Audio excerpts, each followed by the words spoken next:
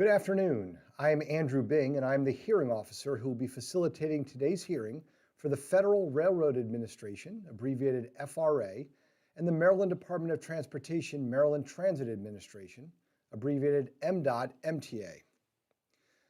This is the sixth and final public hearing session that FRA and MDOT-MTA will be conducting for the Baltimore-Washington Superconducting Maglev Project, or SCMaglev, Draft Environmental Impact Statement, or DEIS, the Draft Section 4F Evaluation, and Draft Section 106 Programmatic Agreement.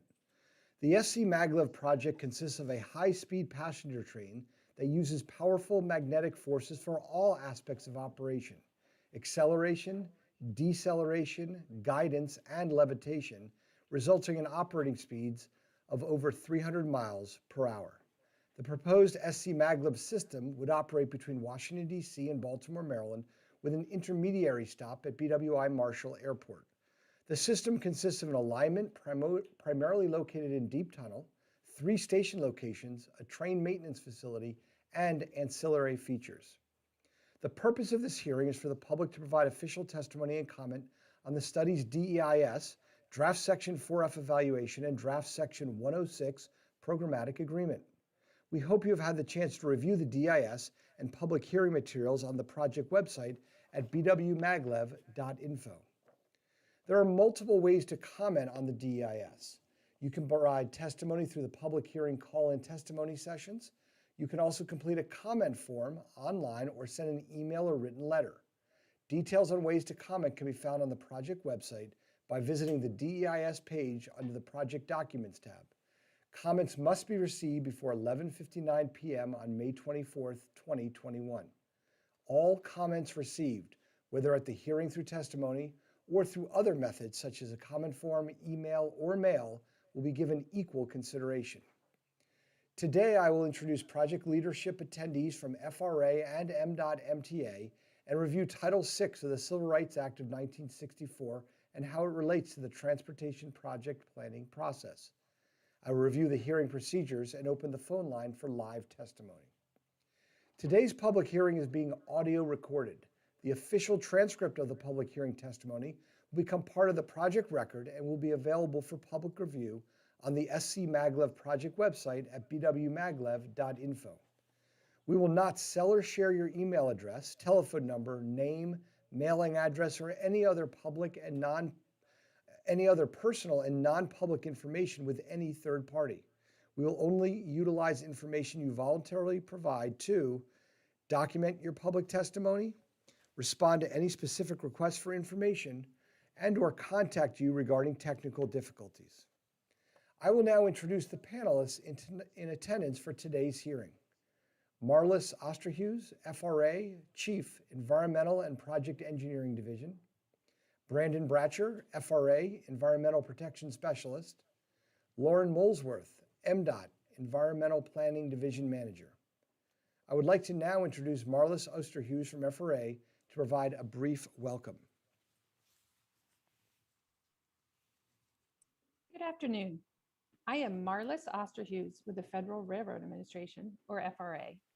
Brandon Bratcher is also here with me today to represent FRA. On behalf of FRA, we welcome you to this telephonic public hearing for the SCMaglev Project DEIS. We appreciate your participation in this public hearing, which is an important component of the process under the National Environmental Policy Act, the National Historic Preservation Act, and Section 4F of the Department of Transportation Act. FRA and MDOT-MTA are the lead agencies for this project, which is being sponsored by the private company Baltimore-Washington Rapid Rail, or BWRR. At this time, FRA has not selected a preferred alternative, allowing the agency the opportunity to first consider the full range of comments from agencies and the public. Further information on this project, along with a form to submit written comments, can be found at the project website. We look forward to hearing and considering your comments on the environmental impacts of this proposed rail project. Thank you. Thank you, Marlis. On behalf of MDOT-MTA, I will explain the significance of Title VI and how it relates to the transportation project planning process. Title VI of the Civil Rights Act of 1964 was put into effect to prohibit discrimination on the basis of race, color, or national origin. To support the act, the United States government designated additional statutes, laws, regulations, and executive orders to provide guidance for the effective execution of the objectives of Title VI.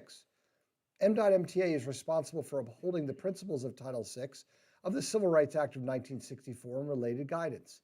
M.MTA's policies and programs should not discriminate against people on the grounds of race, color, national origin, sex, age, English proficiency, income level, or disability. The M.MTA policies and programs should avoid disproportionately high or adverse impacts on minority populations and low-income populations. M.MTA seeks to provide citizen stakeholder groups and other interested parties with reasonable opportunities to be involved in the planning process. Today's public hearing is being broadcast via the internet and by phone. The panelists and I will be listening to all public comments. My role as the hearing officer is to run an orderly public hearing. I am committed to providing members of the public an opportunity to provide comments in an organized, fair, and professional manner. Offensive or profane language will not be allowed. After one warning, if offensive or profane language continues, the call will be ended or the speaker will be disconnected. I also want to let everyone know that we will not be answering questions or responding to any comments made during the hearing. Responses to comments will be included in the upcoming final environmental impact statement that will also be publicly available in the future. Please remember that the hearing is being recorded. Speak directly and clearly into your phone and provide your full name, city and state, and any organization that you may be representing. To ensure all will be heard, there will be a 3-minute time limit for public testimony and a 5-minute limit for elected officials. The time will start after you introduce yourself. When providing testimony, a tone will sound when there are 30 seconds remaining, and again when there are 10 seconds remaining. At this point, you should wrap up your testimony. As the hearing officer, if you are unable to conclude your comments at the end of your time period, I will ask you to complete your testimony, and then I will end the call and move on to the next person in the queue. I would like to provide additional instructions to help get callers into the speaker queue. Once you dial the phone number and enter your access code, please listen to the entire welcome message. Once the welcome message ends, you will hear for more options, press star. At that point, press the star button, and when prompted, press 3 to enter the speaker queue. At this time, I will call on the first person in the speaker queue to provide comments.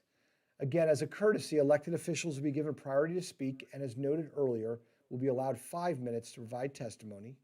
One last reminder, after I introduce the caller, there may be a brief lag before they are heard.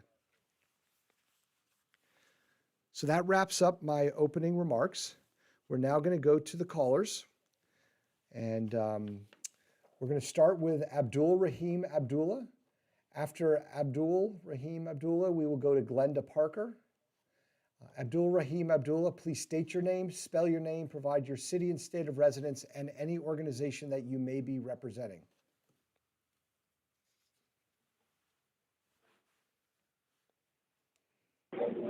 I'm Abdul. Hello, can you hear me? Yes, I can. Go ahead. Can you hear me? Oh, okay. I'm Abdul Rahim Abdullah, and it's spelled ABDUL-RAHEEM. Abdul Rahim Abdullah, ABDULLAH. All right. Got it? Yes, go ahead. What city and state are you? I'm a resident of Prince George's County. Great. And I'm in full support of the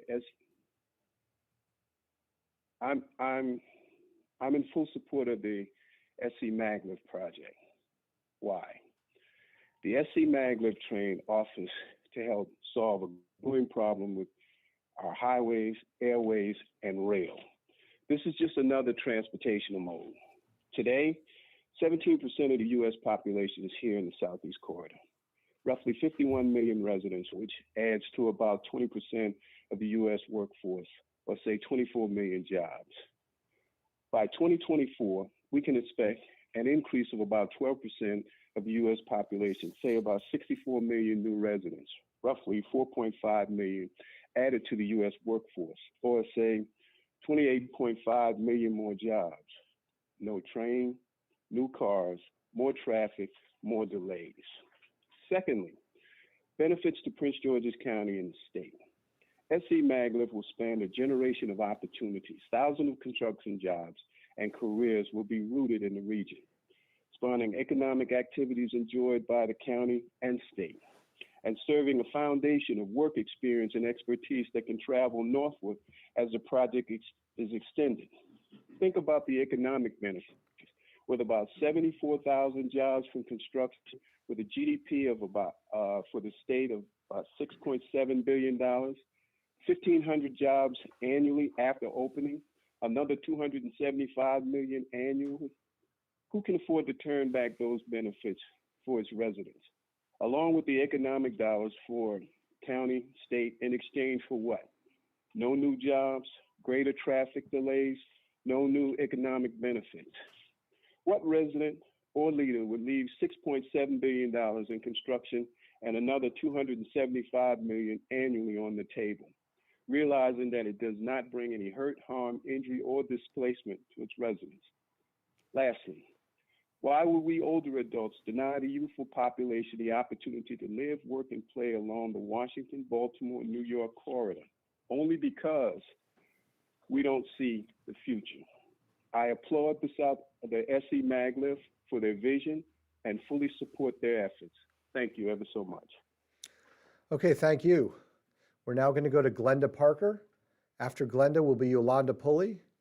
Glenda, after the automated message, please state your name, spell your name, provide your city and state of residence, and any organization that you may be representing.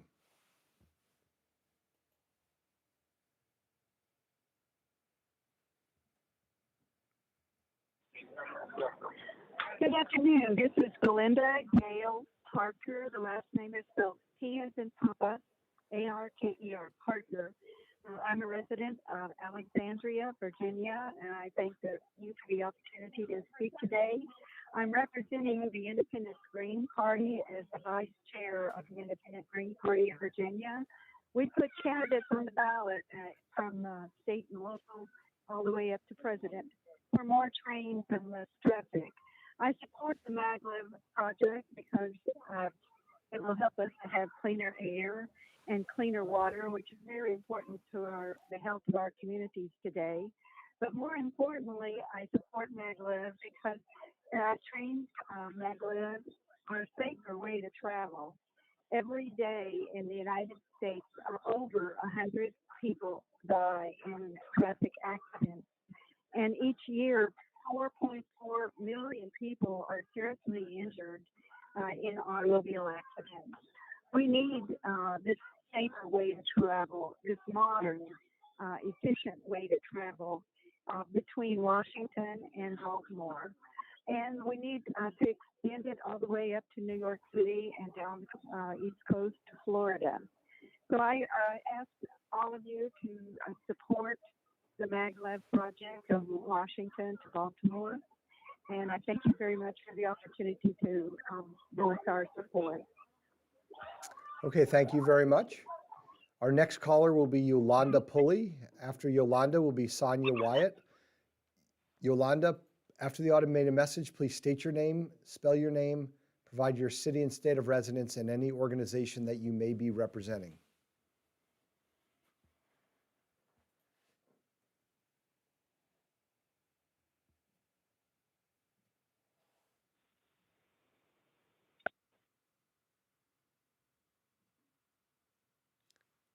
Yolanda, can you hear me? Hello?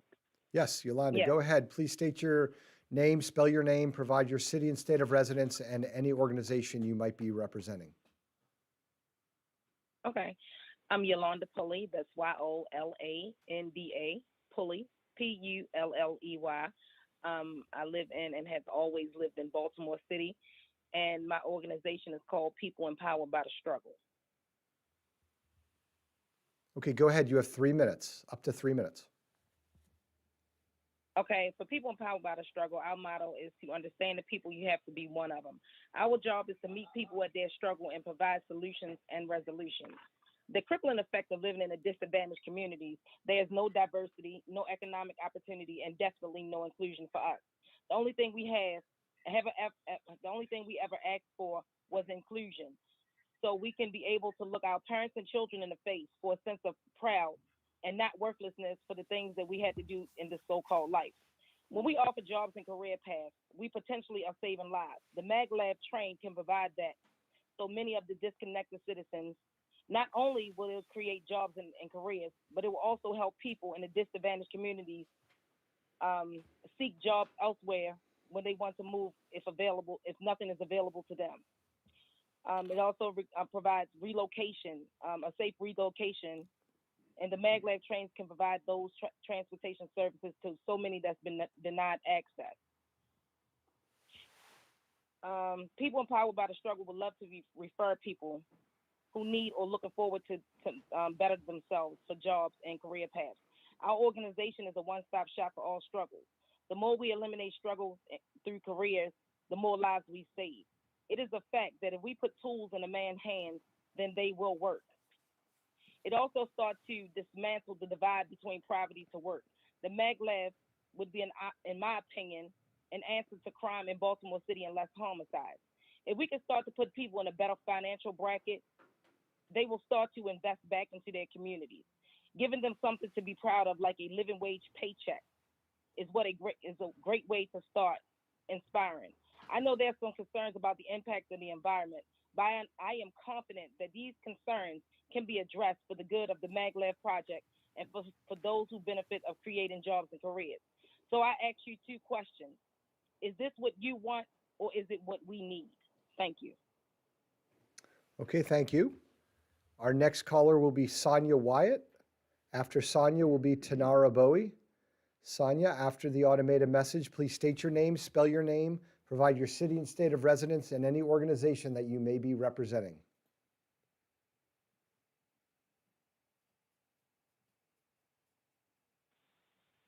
My name is Sonia Wyatt, spelled Sonjawayatt. I'm a resident of Glendale, Maryland in Prince George's County, and I served as a member of the Prince George's County NAACP Committee on the Environment and Health. Prince George's County has been and remains the dumping ground for the state. Everything you don't want in your communities, you put in Prince George's County. We house landfills, coal ash disposal landfills, a contaminated Superfund site, toxic waste treatment facilities, waste incinerators, and multiple sand and gravel mines. Prince George's County was given an F by the American Lung Association due to poor air quality. The proposed SCMaglev train is yet another project that will overwhelmingly negatively affect the health, environmental sustainability, and quality of life for Prince George's County residents, as well as put the county in jeopardy of losing its pristine open spaces. I am seriously concerned about the electromagnetic radiation pollution from the proposed high-speed rail. The World Health Organization in 2001 issued a fact sheet stating that electric frequencies of about 50 to 60 hertz can cause cancer in humans. I would like to know what kind of electric frequency these trains will emit. Will it be a safe place for workers and residents?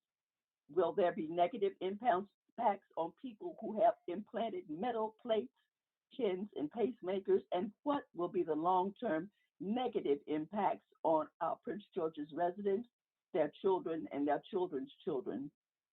The proposed options will require Beltsville Agricultural Research Center to relinquish approximately 187 areas of this project and its supporting infrastructure, including the demolition of 22 buildings.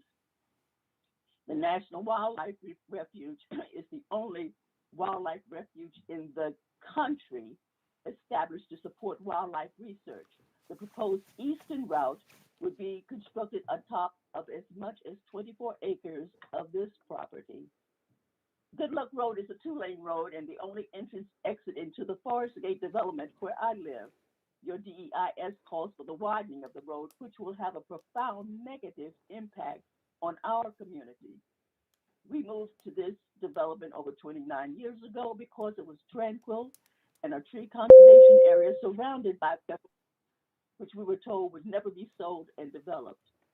Don't sacrifice the quality of our lives and our health just so politicians, businessmen, and consultants can travel from point A to point B faster. Prince George's residents will finance this project through taxes and subsidies and higher fares, but we get no access and no benefit. Our quality of life is hanging in the balance. Don't do this to us again. We deserve better. Thank you for this opportunity to express my concerns. Okay, thank you. Next up will be Tanara Bowie. After Tanara will be Kim Sneed. Before I bring Tanara on, I just want to offer a couple reminders. First of all, we do have quite a few people that are in the speaker queue. So, if you are on there, we will get to you. We're just going in the order that people called in. Just as a reminder, each person will have up to 3 minutes to provide their testimony, and there will be a tone when there's 30 seconds remaining and then when there's 10 seconds remaining. If there will be a brief lag when I announce the person's name before they actually come on the line. And one final reminder, the panelists nor I will be responding to any questions or comments during the hearing. All questions and comments will be responded to in the final environmental impact statement. So we're going to go on with our callers now. Our next caller is Tanara Bowie. Tanara, after the automated message, please state your name, spell your name, provide your city and state of residence, and any organization you may be representing. Thank you. My name is Tanara Bowie, Tanara. Last name is Bowie, Bowie. I live in Suitland, Maryland. I was raised here and have lived in the county most of my life. I oppose the Maglev project. As there is very little green space in Suitland and it continues to decrease, I go to other areas of Prince George's to take in the physical and mental health benefits of the outdoors. I bike and I hike near areas that will be severely impacted by the building of the Maglev. Growing up here, I remember a very green place. It's been heartbreaking to see the explosion of building and noise in our county. The Maglev will bring more of the same. What's even worse is that this project will not benefit Prince George's. Instead, it will bring more construction, more noise, and more destruction. It will destroy ecologically sensitive areas and wildlife refuges that would affect us in ways we cannot even imagine. As the world looks at a rapidly heating planet due to our actions, why are we not engaged in activities that could instead make us a leader in terms of addressing climate change? Why would we allow a private company to benefit from the destruction of these sacred areas as it passes through for the benefit of the privileged riders who can afford the price of the tickets? Finally, for these types of projects, developers and other moneyed interests inevitably bring out some people of color to say they supported the project. They also will say it brings jobs. This one is no different. So I say unequivocally, as an African-American resident of this county, they do not represent me. There is no evidence of Prince George's jobs. Do not allow this project to move forward. Instead, I ask that we explore alternatives that will benefit our county. Thank you. Okay, thank you. Our next caller will be Kim Sneed. After Kim will be Karen Molines. I'm sorry if I mispronounced that, Molines, I think. Kim, after the automated message, please state your name, spell your name, provide your city and state of residence, and any organization that you may be representing.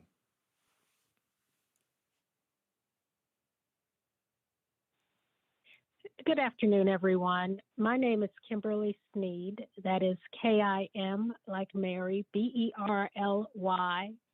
S like Sam, N like Nancy, EED like David. I am a 25-year resident of South Laurel. I live near the Baltimore-Washington Parkway and Route 197.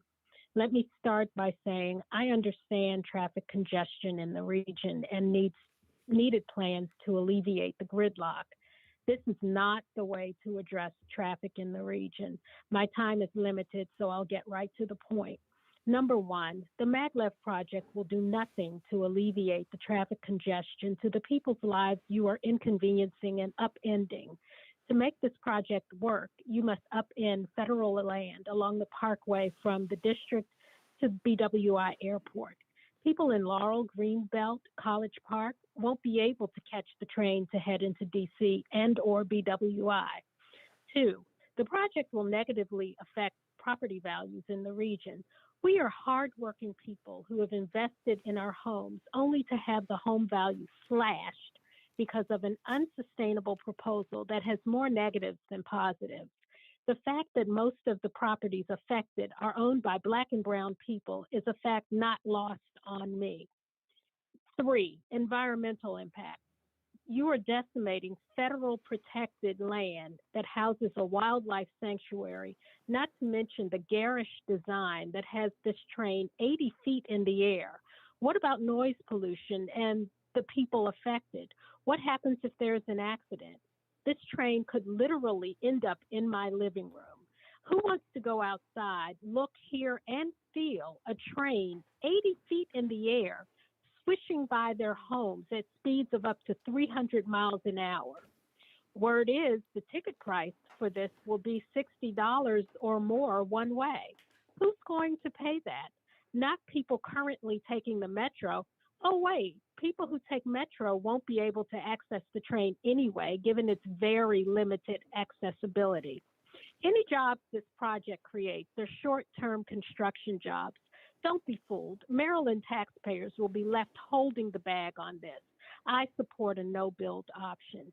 Thank you for your time. Okay, thank you. Our next caller will be Karen Mullines. After Karen will be Elaine Schell. Karen, after the automated message, please state your name, spell your name, provide your city and state of residence, and any organization that you may be representing.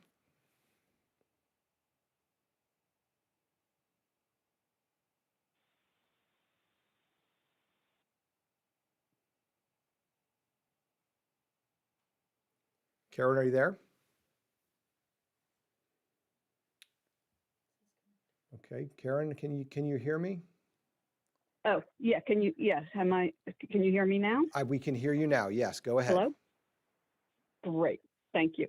So my name is Karen Molinas, KaryNMolines.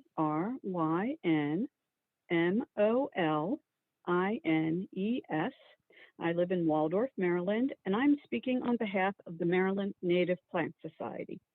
The Society will be submitting written comments regarding the maglev, and the Society supports the no-build alternative. And in this comments, I'll focus on a few, just two of our items. But our 1,700 members, 1/4 of our membership lives in Prince George's County, Anne Arundel County, or Washington, D.C. And we have another 3,500 supporters who are members from outside the Washington-Baltimore region and participate in our programs, field trips, and conferences.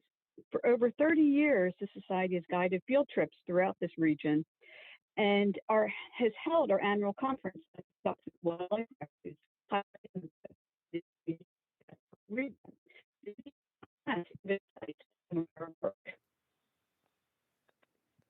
Karen, can you hear me, Karen? Karen, you're breaking up a little bit and making it difficult for us to hear you. Okay. All right, that's a little so better. I'm not sure what. It was probably okay. the last, we'll give you a little So, extra time. It was probably the last 15 seconds that was a little broken up. I don't know if you can remember what you shared, but maybe go back and start over and we'll extend your time a little bit. Thank you very much. So as I mentioned, I'm with Maryland Native Plant Society, and we support the no-build alternative. Of our 1,700 members, over 1/4 of our membership lives in Prince George's County, Anne Arundel County, or Washington, D.C. We also have another 3,500 supporters who are members from outside the region and participate in our programs, field trips, and conferences. For over 30 years, we have led field trips throughout this region, and we have held our annual conference at the Toxic Wildlife Refuge, highlighting the biodiversity and unique habitats. The DEIS even cites some of our work. One of the issues that is poorly addressed in the DEIS is mitigation and avoidance. It uses a generic mitigation and avoidance throughout without identifying any specific actions to address the impacts.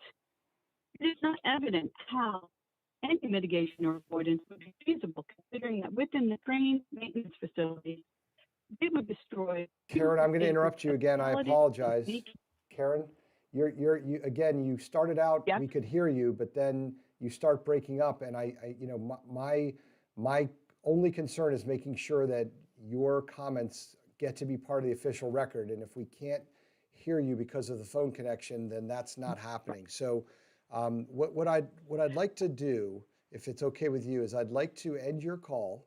I'm going to move on to the next caller. I want you then to call back in. We're going to bring you to the top of the list, and we're going to try again just to make sure we get your full testimony as part of the record, okay? So I'm going to ask you to thank you hang very up much. and disconnect and then come back in, okay? Sure Thank thing. you. Okay, our next caller will be Elaine Shell. After Elaine will be the last four digits 5586. Elaine, please state your name, spell your name, provide your city and state of residence in any organization that you are representing or may be representing.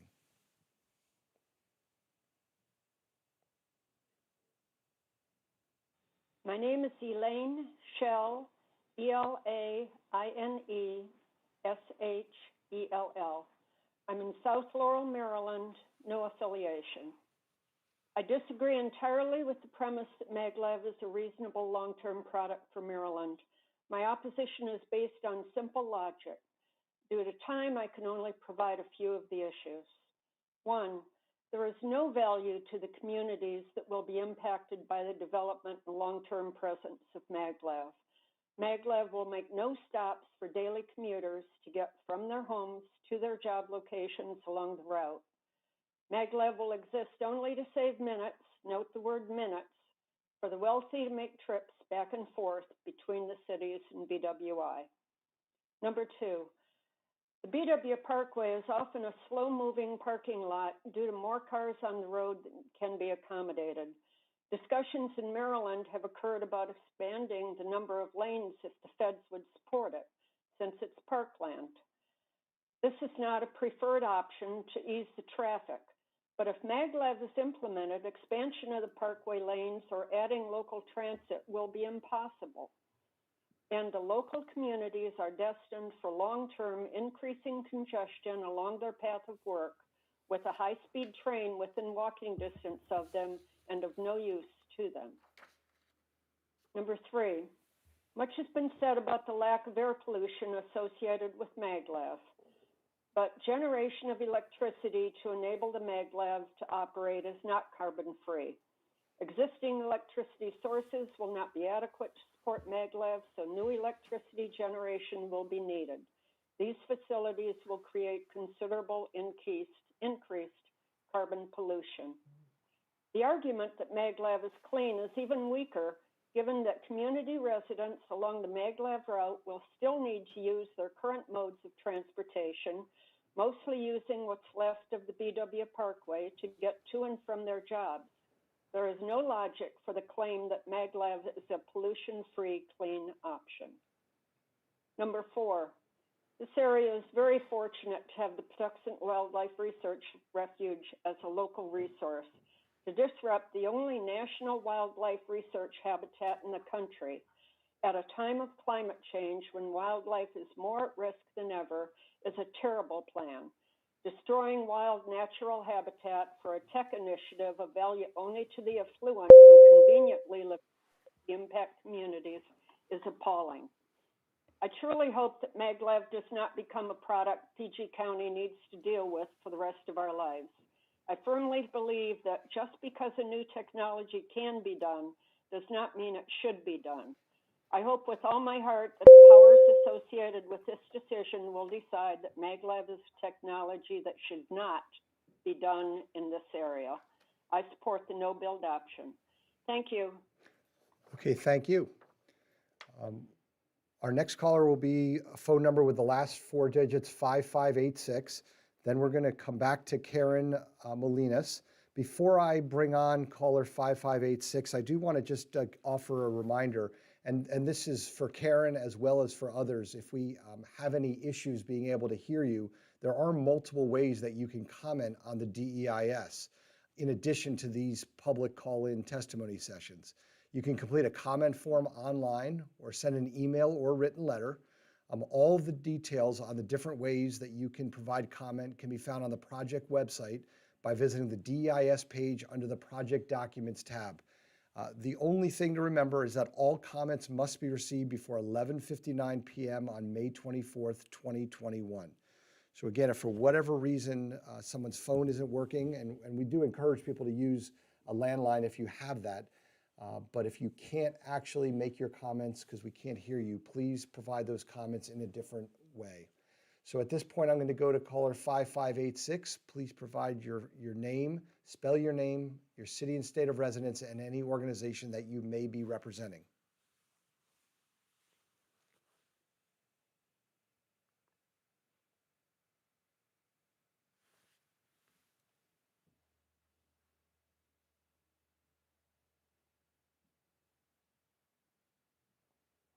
Okay, 5586, are you there? Can you hear me?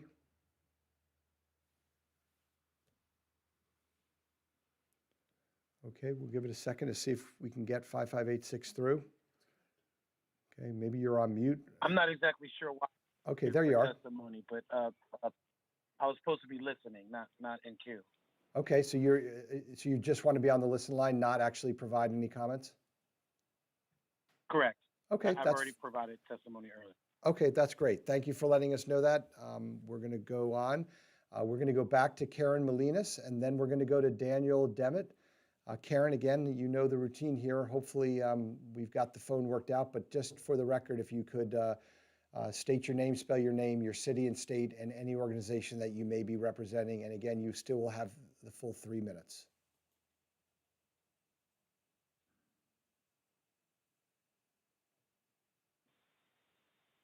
Okay, thank you for giving me another chance.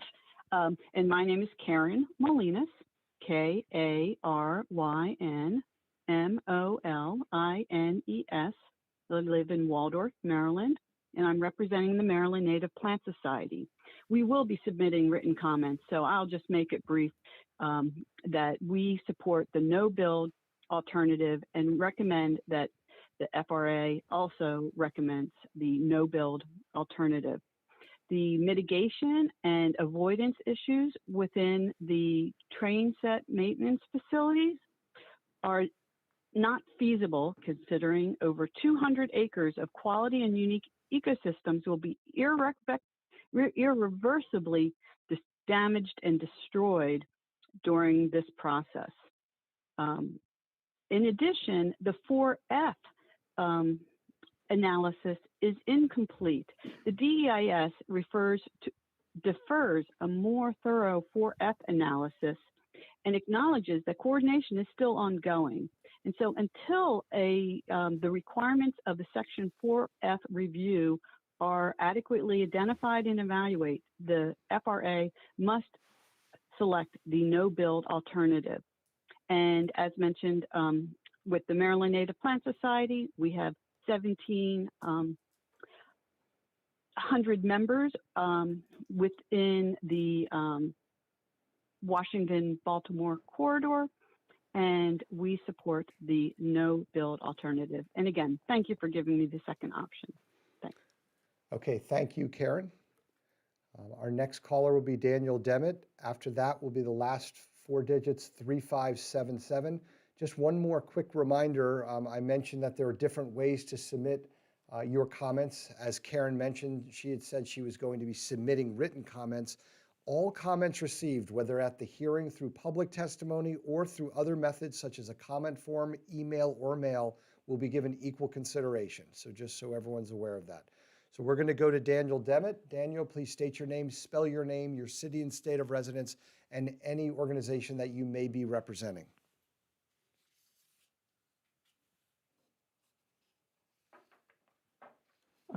Hello. Hi, my name is Daniel Demet, DanielDemmitt.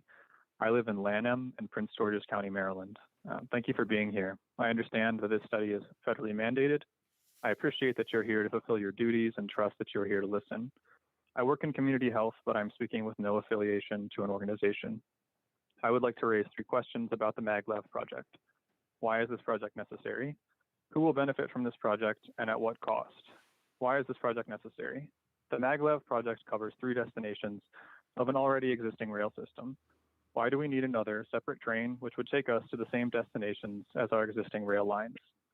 Who will benefit from this project? I am part of a community that this project will be built through. The communities that this project is built through will not benefit from this project.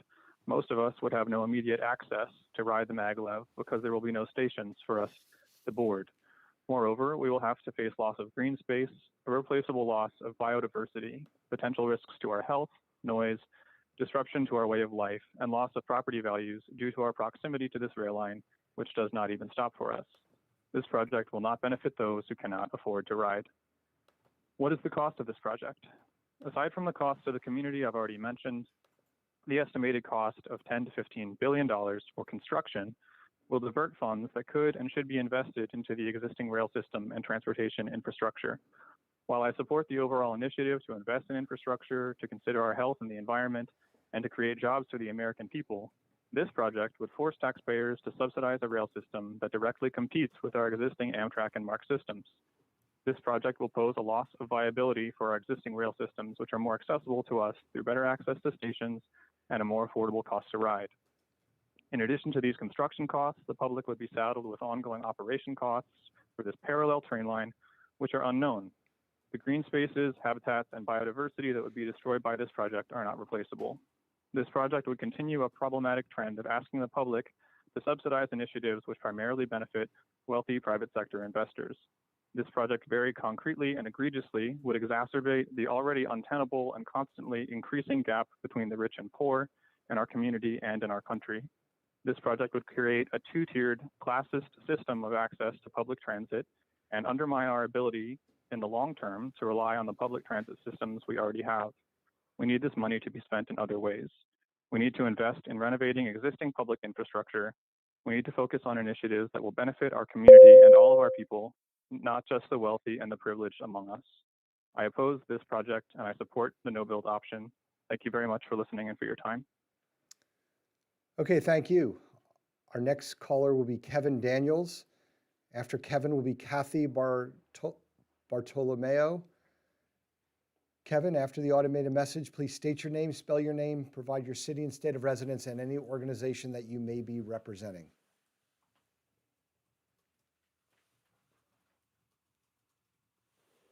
Okay, can you hear me? It's Kevin Daniels, KEVINDANIELS,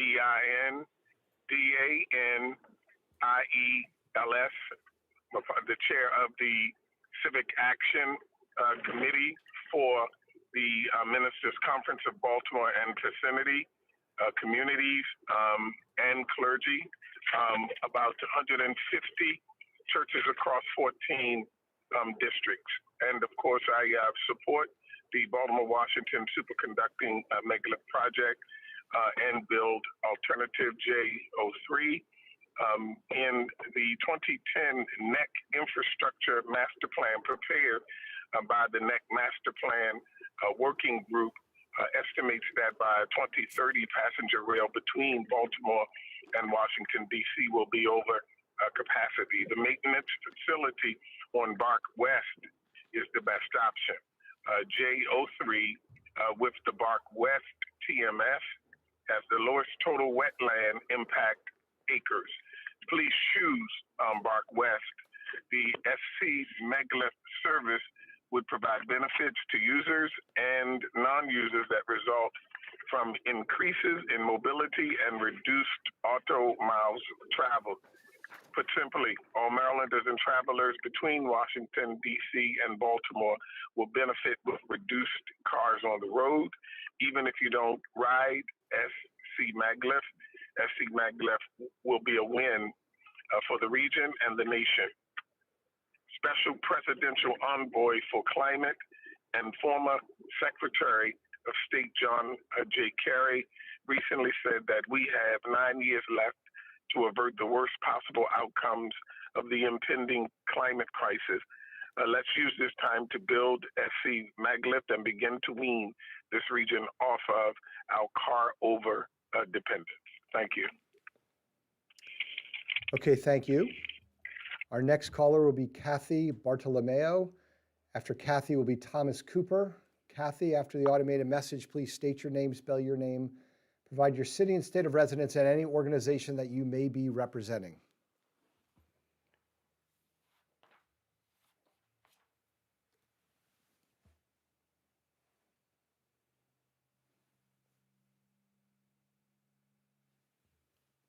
Kathy, are you there? Can you hear me?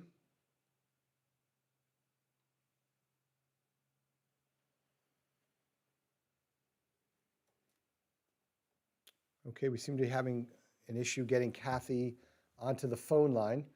Kathy, what we're going to do, this has happened a couple times previously. If you can hear me, I'm going to ask you to hang up and disconnect and then call back in, and we will bring you back into the speaker queue, and we will bring you to the top of the line, and we will be able to bring you on to provide testing. Okay, just one quick reminder, and this provides a good time to provide this reminder. One moment here, please. So when you do call in the phone number and enter the access code, you must listen to the entire welcome message. Once that entire welcome message ends, you will then press the star key. You'll be prompted to press the star key. Press the star key, and then you'll be prompted to press the number 3. Once you press the number 3, you will come in and be in a position to provide testimony. So that's just a reminder for all people who are calling in. So our next speaker will be Thomas Cooper. Thomas, please state your name, spell your name, provide your city and state of residence, and any organization that you may be representing.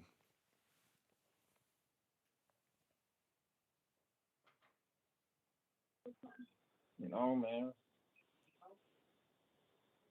Thomas, I think you're on. Can you hear me?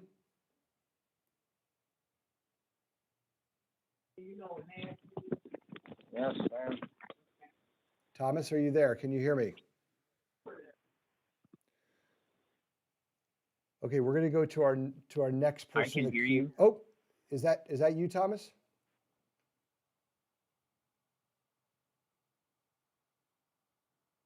Thomas, are you there? Can you hear me?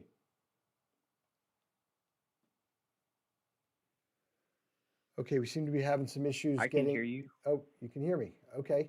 Can you state your name, spell your name, provide your city and state of residence, and any organization that you may be representing? I am Thomas Cooper.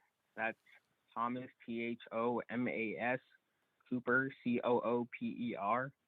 I live in Mitchellville, Maryland, and I am a 9th grade student at the Woodstream Christian Academy. I'm speaking on behalf of NSBE and SBE, the National Society of Black Engineers.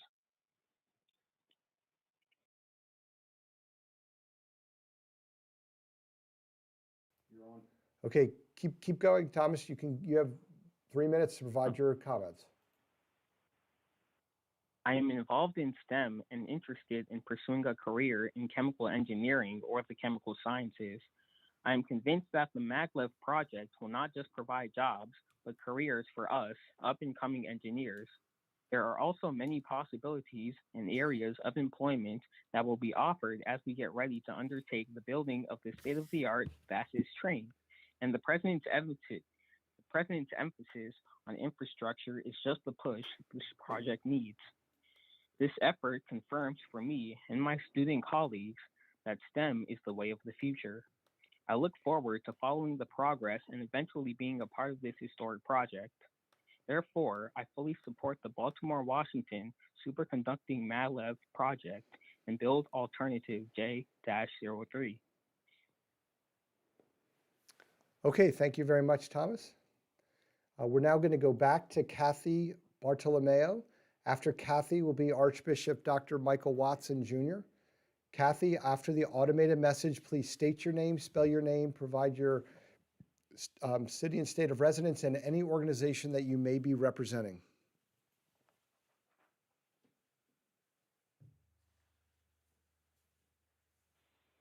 Good afternoon. My name is Kathy Bartolomeo, Kathy Bartolomeo, Bartolomeo, and I live in Greenbelt. And I followed this issue for at least 5 years. I support the no-build option. The issue of job creation. From my reading in town hall meetings, Maglev would only create 24,000 jobs during construction and a maximum of 240 to 390 ongoing jobs. Where support for a region rail vision would produce 185,000 jobs during construction and 5,000 ongoing jobs. This would give access to many locations and invest in our existing rail corridors. The $16 billion Maglev project would divert passengers and funding from MARC. There's no benefit for Maglev for Anne Arundel and Prince George's County residents. Maglev provide very narrow points of travel, DC to Baltimore, with an average cost of $40 to $80 one-way tickets. MARC provides connection to a wide number of towns, places, workshops, etc. for a much reduced fee round trip. Maglev is not mass transit solution, nor affordable, nor a green project. It would destroy 180 acres for a train yard and another 1,000 acres of forest, recreation facilities, wetlands forever. It impacts many pollinators, insects, research like none other in our nation. More acres will be needed for ventilation shafts and access road, cutting of trees for viaducts, and more land required for storage areas. Saving on carbon footprint is false. Maglev would take 5 times more electricity to run than the rail trains we have now. Claim a fewer million cars. Analysis is not there. There seems to be enough ridership, either support for Maglev, so that we will need taxpayer money. How will electromagnetic radiation affect riders with a pacemaker and the long-term effects of such radiation to residents along the path? Drilling will be done in areas that have known radon gas. How will this be handled? Tunneling at homes, building apartments will not always be safe distance, as noted in Greenbrier Apartments in Greenbelt. What are the noise and vibration impacts on our residents? Will Maglev give a guarantee to owners that vibrations will not affect their foundations? Devastations of land environment. Boring will move 15 million truckloads of dirt, hundreds of trucks riding at our local roads weekly, 24/7 producing dust and pollution. The removal of 23 million cubic yards of disposal dirt. Where will it be taken? Who will pay for the relocation of utilities needed up and down the Maglev route? Who will provide the security to the buildings and structures needed for Maglev? Who will pay for the roads, repair the roads? This is not an NIMBY issue, but a project that should not be in anyone's backyard. We will never be able to gain back our environment and all it does for us. Thank you very much. Okay, thank you. I'm just going to pause for one moment just to make a couple announcements, since we have had several people join us who are going to provide testimony. Just a couple of the ground rules: that each person will have up to 3 minutes to provide their testimony. There will be a tone that sounds when there's 30 seconds remaining, and again when there's 10 seconds remaining. There might be a small lag when I introduce you as we kind of get you onto the phone line. And finally, the panelists nor I will be responding to any questions or comments. All responses will be in the final environmental impact statement. So at this time, we're going to bring on Archbishop Dr. Michael Watson Jr. After the Archbishop will be Tanvi Gadia. Archbishop Dr. Michael Watson Jr., please state your name, spell your name, provide your city and state of residence, and any organization that you may be representing.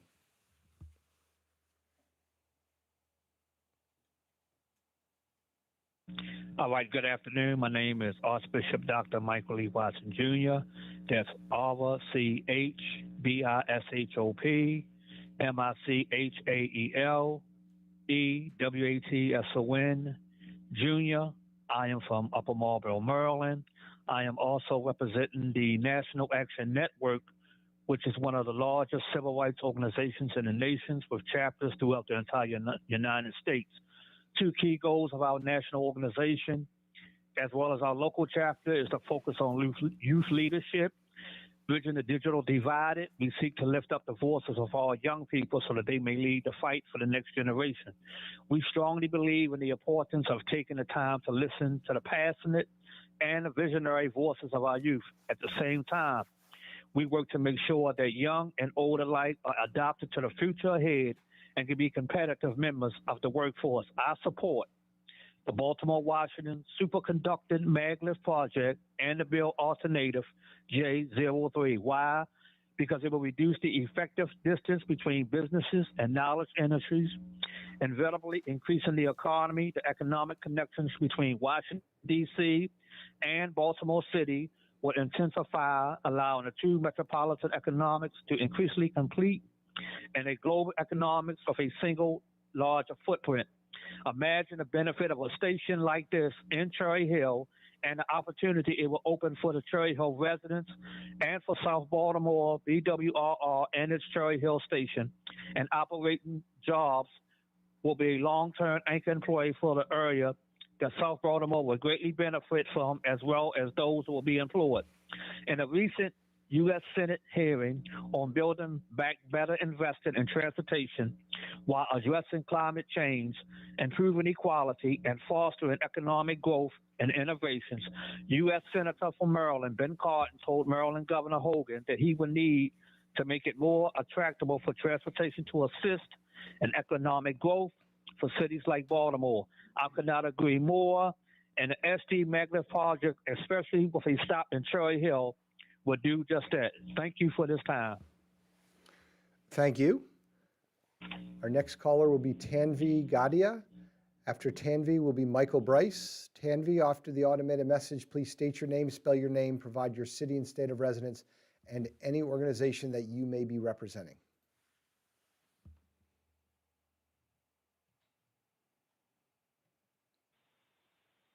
Hello, my name is Tanvi, Tanvi, Gadia, Gadhia, and I live in Lanham, Maryland, in PG County. I support the no-build alternative. I oppose the construction of the maglev. I have a Master's of Science from Johns Hopkins University, and I work at the University of Maryland, but the views I'm expressing are my own. I support trains, but this proposed train has only 3 stops, DC, Baltimore, and BWI. There are no stops in PG County. The MARC and Amtrak train already runs express trains along the same route, and this train would have the very same route as our existing trains, but charge over $60 per trip. That's 10 times the cost of the existing express commuter train. This railway would only be available and beneficial to the extremely wealthy, yet it would cost billions to build and disrupt and harm the many communities, residents, and businesses along the length of the proposed construction. We should create long-term careers and investment in restoring our existing dilapidated transportation rail systems to provide access and efficiency rather than construct a whole new redundant, expensive, and limited trail system.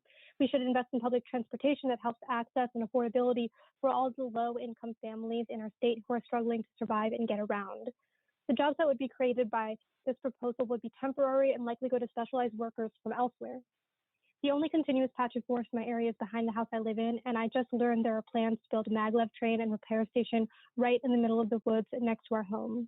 Constructing this new extravagant elitist railway will destroy forests, wetlands, waterways, and ecosystems along the entire corridor, including Patuxent Wildlife Refuge, Greenbelt Forest, and our little patch of forest next to our home in a sea of urban development. Ours and many other neighborhoods and apartment complexes back up to these forests. We need to protect the few remaining quiet and peaceful green spaces left in PG County to boost our air and water quality, where we have high levels of health problems stemming from pollution and stress. Our neighborhood forest is all the more important in our area, where we face rampant congestion, stress, pollution, crime, and blight. Our neighbors have been raising their kids in these woods, which would be destroyed by this plan, and they excitedly find turtles, frogs, birds, groundhogs, and rare endangered plants here. This proposal includes a massive train yard and wash station right next to the Patuxent Wildlife Refuge, the last and largest natural area between DC and Philadelphia, an otherwise densely populated and developed and paved over area. Most of the streams in this area of the proposed development flow into the Anacostia and Patuxent rivers and then into the Chesapeake Bay, which is already heavily polluted. The USDA and USGS research centers here are the largest research stations in the nation, and these would be destroyed by this project. NASA chose this area for research facilities since it was the darkest area in the region, but the trains would disrupt the viability of this research facility. This proposed project would unnecessarily harm and destroy hundreds of acres, some of the most biologically diverse and unique ecosystems in the world. This railway would fragment wildlife and biodiversity corridors, losing the ecological and habitat benefits of the entire length of the railway and compound our existing water and air pollution issues. Tanvi, I need you to wrap up. And that is why that's why I'm opposed to the construction of the maglev and why I support the no-build alternative. Thank you. Okay, thank you. Our next caller is Michael Bryce. After Michael will be the last four digits 8801. Michael, after the automated message, please state your name, spell your name, provide your city and state of residence, and to any organization you may be representing. Hey, Brian.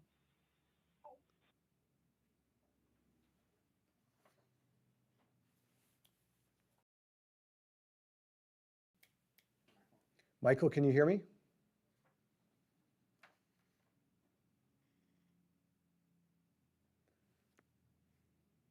Okay, we're trying to get Michael onto the phone line here, seeing if it connects. Okay, we're struggling to get Michael on, so as we did earlier, this happens from time to time. Michael, if you could please disconnect and call back in.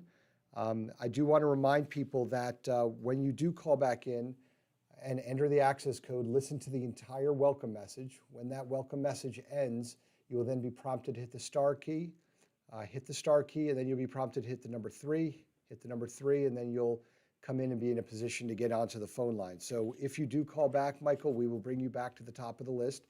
But right now we're going to go to caller 8801. After that will be James Johnson. Caller 8801, please state your name, spell your name, provide your city and state of residence, and any organization that you may be representing.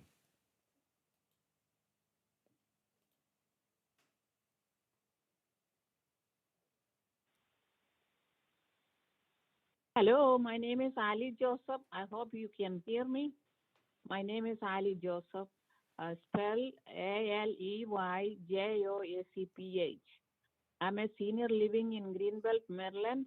I oppose the maglev and support no build option.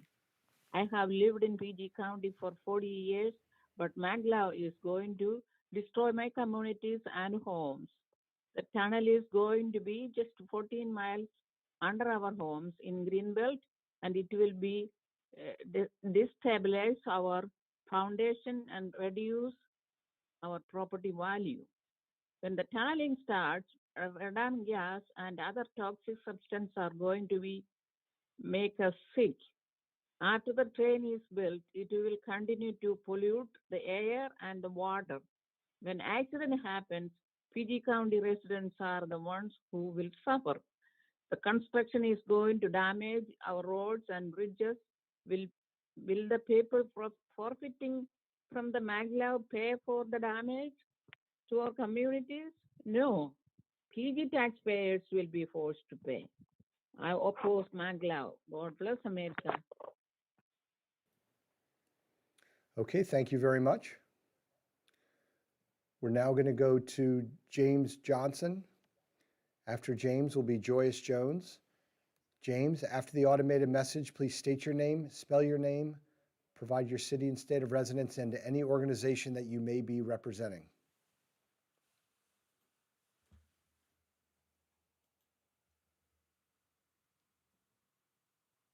Good afternoon. Can you hear me? Yes, we can. Go ahead. Okay. My name is James Johnson. I live in Baltimore, Maryland.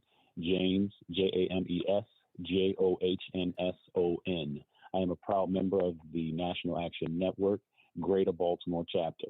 I am testifying today to express my strong support for the SCMaglev project, and in particular, Alternative J03. This service will connect Baltimore City to Washington, D.C. with a stop at BWI Thurgood Marshall Airport in 15 minutes. The SCMaglev train project will bring large numbers of businesses, people visitors, and more to Greater Baltimore. When the route goes further north to Wilmington, Philadelphia, and New York City after the D.C. to Baltimore route is operational, Baltimoreans will see greater opportunities to connect people with the places up and down the nation's busiest corridor. With Baltimore-Washington Rapid Rail's diversity, equity, and inclusion plan for economic opportunity in Maryland, minority-owned and operated businesses will participate in the benefits this 13 billion with a B project will bring. Also, jobs for people of color and women will be available through hiring goals set by the developer. We need better transportation, better jobs, better business opportunities for the large and diverse populations in the great state of Maryland. The SCMaglev will give us less congestion on our roadways, cleaner air when fewer cars are on the road, and new train system to move passengers faster and safer than any other ground transportation option. It will also give us greater opportunities to build job skills and wealth in a post-COVID-19 pandemic society. Let's make this project happen. The sooner, the better. Thank you. Okay, thank you. We're now going to go to Joyce Jones. After Joyce will be Michael Bryce. Joyce, after the automated message, please state your name, spell your name, provide your city and state of residence, and any organization that you may be representing.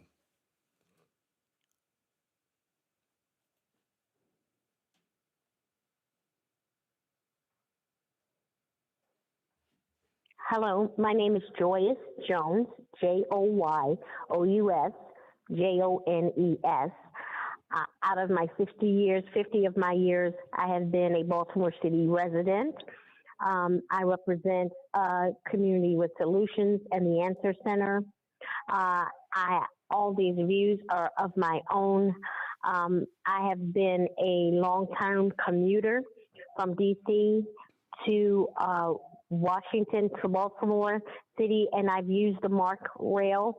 I have also traveled the BWI Parkway. In my travels, I have witnessed many, many fatalities and sat in dreadlock for many, many hours trying to get home to my children. I support the bill J03 and support of the project for several reasons. One, for economic empowerment. It is growth for the future. Our economy needs this boost, and especially minority businesses. It will build a better opportunity for us to grow and to develop and to meet the new challenges that COVID has presented to us. And it will also provide jobs for long term, at least 290 jobs. I hear that it will give a steady economic base to residents in the city, and that is what the city needs at this point. And if it reaches other states and other cities, it will grow. I am all for this bill, and I'm all for it moving forward. Thank you. Okay, thank you. We're now going to go back to Michael Bryce. After Michael will be last four digits 8465. Michael, we hope we have you back. After the automated message, please state your name, spell your name, provide your city and state of residence, and any organization that you may be representing.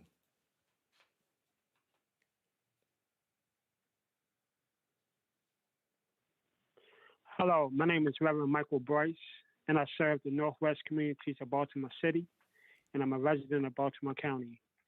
I support the Baltimore-Washington Superconducting Maglev project and build alternative J03. The number of air passengers who begin their trips in the Baltimore-Washington region is at the highest level since 2005, and BWI, which the SCMaglev will directly connect to, serves more than 25.1 million annual commercial passengers, averaging 68,829 passengers per day. Putting the TMF facility on BARC West makes the most sense. The BARC West TMF would have limited impact to floodplains between 2 and 3 acres, whereas BARC Airstrip TMF would have a larger impact to the Beaver Dam Creek floodplain and its tributaries between 14 and 16 acres. Worst of all is the Maryland 198 TMF, which would have the greatest floodplain impacts of 31 to 39 acres. It is clear that Bark West is the least impactful and should be chosen. With the Cherry Hill Station, by 2030, there will be an annual SCMaglev ridership of 17 million, increasing to 18.7 million by 2045. In 2030, 11.4 million of those trips will be diverted from autos. That's a lot for cars on the roads, and that is exactly the type of change this region needs. In his first month of office, U.S. Secretary of Transportation Pete Buttigieg has frequently stated America must do better with high-speed rail. The SCMaglev is a great project to start realizing his vision. Thank you. Okay, thank you. We're going to go to our next callers. I just want to provide a quick update for everyone. One moment here, please. So we have the following callers are left, just so people know that they're in the queue. We have caller 8465, then we have last four digits 8041, then Victoria Reynolds, then last four 3459, then 7373, then George Collins, and then last four 0970. So just so you can know that we have a few left here. So we're going to go now to caller 8465. Please state your name, spell your name, provide your city and state of residence, and to any organization you may be representing.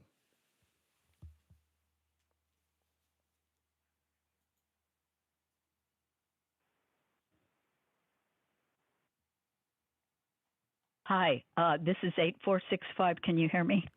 Yes, I can. Hello? Please state your name, spell your name, provide your city and state of residence, and any organization you may be representing. Okay. Yes, sir. I'm also known as Marian Dombrowski, Marian Dombrowski.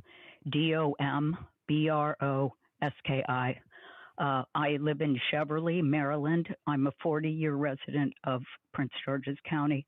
I represent two groups today. One is the Friends of Quincy Run, which is the first watershed impacted by all the alignments as they cross the Anacostia. And I'm speaking for the Anacostia Watershed Community Advisory Committee. We represent the community in the Restoration Partnership. This body includes, entities responsible for oversight of the enormous investments transforming the Anacostia from one of the country's most polluted rivers to an invaluable natural asset and point of pride. Our riverkeeper forecasts a swimmable Anacostia by 2025. We cannot afford this work to be undermined.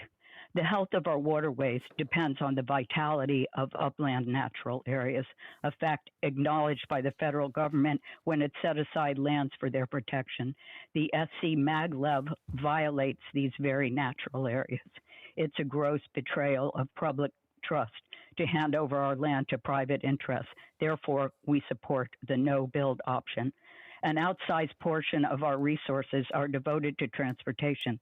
As additional rights of way are handed out, there has been no return of land from systems reportedly made obsolete by the new. When Prince George's approved its green infrastructure plan, it recognized the essential life support functions provided by our natural areas and established a green right-of-way.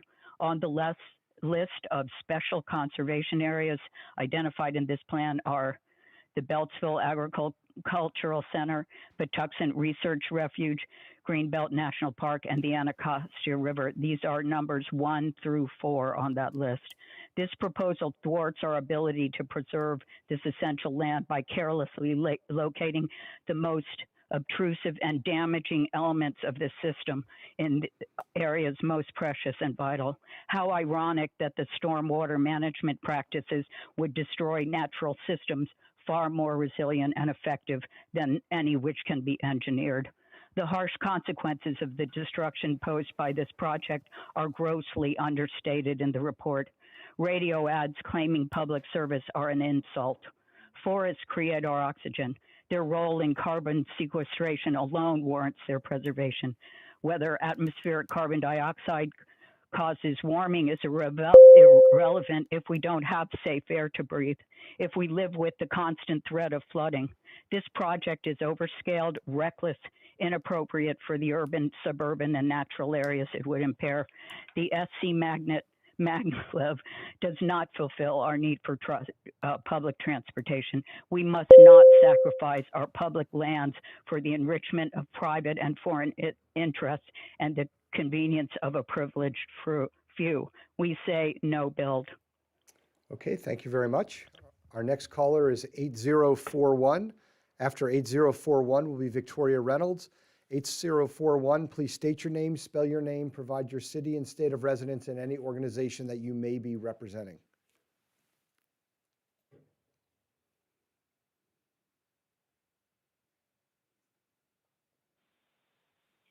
My name is Julie Joseph, Julie Joseph.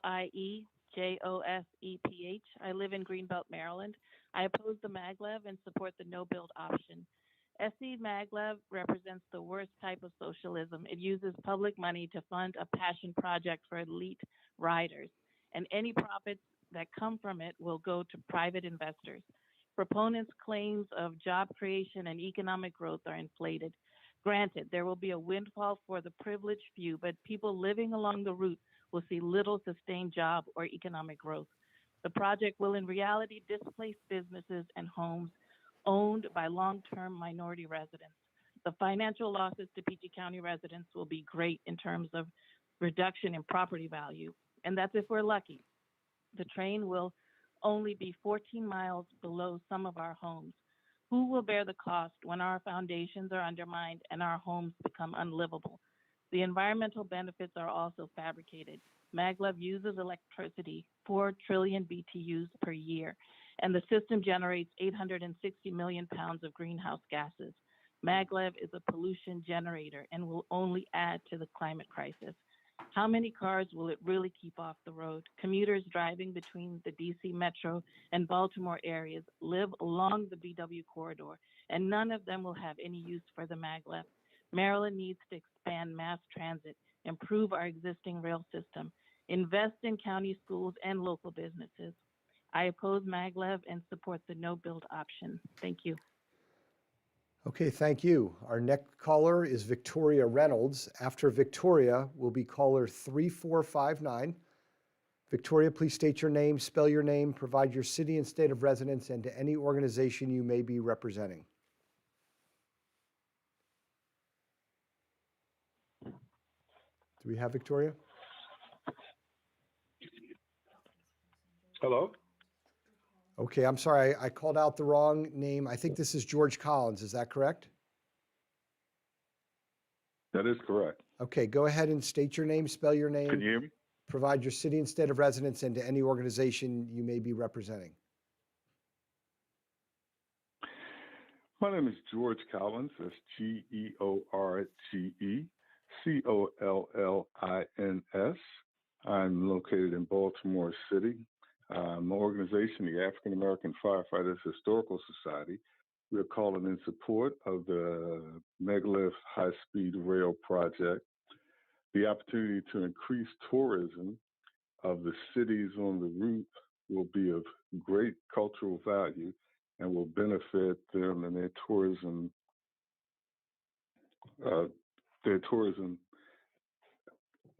in general. Personally, I often travel to New York for meetings, trainings, and to do research. If any of these appointments are held in the morning, I have to get up, I have to go up to New York the night before and stay in a hotel just to be able to be at the appointment on time. To be able to wake up in my own bed, it would be great to be able to wake up in my own bed and travel to my destination, take care of business, and come back home. The African American Firefighters Historical Society also takes a group of high school students to Washington, D.C. every year.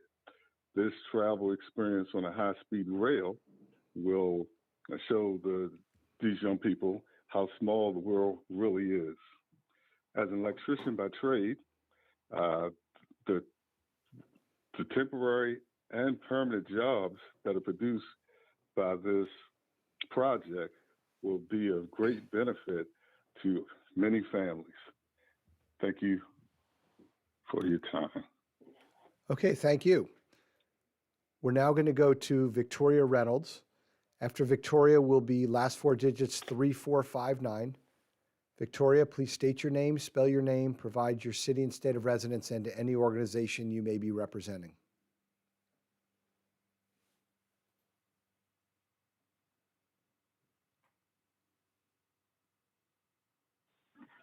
My name is Vicki Reynolds, VICKIREYNOLDS. I'm a resident of Lanham, Maryland, and an officer in the Maryland Coalition for Responsible Transit. Thank you for the opportunity to testify. I support the no-build option due to glaring deficiencies in the DEIS that remain unaddressed. Following is one. The DEIS makes reference to several ridership studies in the footnotes, but fails to provide the details of those studies anywhere in the DEIS as supporting information. These citations are as follows. Baltimore, Washington, SCMaglev Project Draft Ridership Report 2.2 Document Travel Demand. Louis Berger, Baltimore, Washington, SCMaglev Project Final Ridership Report Supplement, November-December 2018. The full citations have been provided to the FRA by the City of Greenbelt. Ridership studies have been requested before by individuals and citizens groups. Actually, up to the release of the DEIS, the project sponsor, SCMaglev BWR, stated in its FAQ that, quote, independent ridership and review studies validate the financial feasibility of the project, which substantiate that operating and maintenance costs are projected to be completely offset by revenue. These assumptions will be validated in the EIS process, unquote. Based on this, I assume that the DEIS would contain the independent ridership and revenue studies alluded to in this FAQ. That these studies are named and cited in the footnotes in the DEIS, but not released in full provides the basis of my comment. Until these studies are released in full by the FRA, many questions remain about the basis of the project sponsorship's ridership claims. Actually, all ridership claims made publicly by BWR or within the DEIS are just that, claims made by a biased party until the ridership studies are released that would, in the project sponsor's own words, quote, validate the financial feasibility of this project, end quote. In fact, experts have performed independent analysis of what the actual ridership likely would be and have found it much lower than BWR's numbers. The methodology supporting these experts' analysis has been made public for all to study. We hope that you appreciate how significant these ridership studies are in determining the validity of this project. For instance, the public must be able to confirm that projections fulfill the independent utility segmentation requirements. These studies are the sine qua non for establishing whether this project fulfills the needs cited in the DEIS. We are requesting that ridership studies from the FRA be released immediately as a supplement to the DEIS. We further request that an additional extension up to a full 180 days public commenting period be granted that then would end on or around July 23rd, 2021, if the studies are provided soon. Until this deficiency is corrected, I support the no-build option. Okay, thank you very much. We're now going to go to caller 3459. After that will be 7373. 3459, please state your name, spell your name, provide your city and state of residence, and any organization that you may be representing.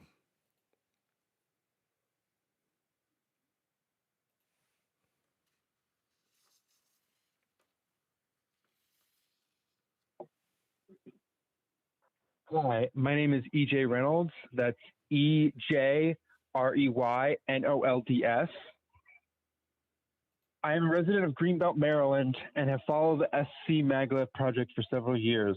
I have multiple concerns about the impact this project will have on my community and thus support the no-build option. I will discuss one of my concerns here. The DEIS fails to describe the full impact of the site chosen for fresh air emergency egress FAEE construction that also will be used as a tunnel boring machine, TBM. Launch retrieval sites EIS should clearly identify, separate from the discussion of the FAEE, specific sites that are used as TBM launch sites. We do know that a TBM launch retrieval site will be planned for the Martins Woods neighborhood in Lanham, Maryland. The DEIS does not describe adequately the extreme stress this neighborhood will be exposed to during construction that will last at least 3 years. The stress will result from the following: 24-hour onslaught of noise and vibration from drilling, transport of truckloads of dirt and muck continuously throughout the neighborhoods, environmental impact from runoff tributaries, dirt and dust in the air, impacts to areas from the industrial layout of the type of facility necessary to accommodate a drill up to 50 feet in diameter and all related construction equipment. The impact should be described in a supplementary DEIS so that the affected communities and the community at large have a chance to comment and modify these plans. A conceptual layout illustration similar to the one included for the TMF in figure 3.4 through 5, parts 3 out of 21, should be provided, as well as conceptual illustrations that show the full extent of the planned TBM launch. Retrieval area along with the access roads. In other words, the TBM launch retrieval site should be documented in the same manner as the TMF, with total acreage requirements, amount of natural clearance, nature of runoff and effect on surrounding environments, mitigation effort necessary for muck and soil handling procedures, disposal arrangements of muck and other potential hazards to the immediate community. Finally, this type of facility seems entirely inappropriate for the almost exclusively residential settings of Martin Woods, and serious consideration should be given to finding a more suitable location. Until these grave community concerns are addressed, I support the no-build option. Okay, thank you. Our next caller will be caller 7373. After 7373 will be 0970. 7373, please state your name, spell your name, provide your city and state of residence, and any organization you may be representing.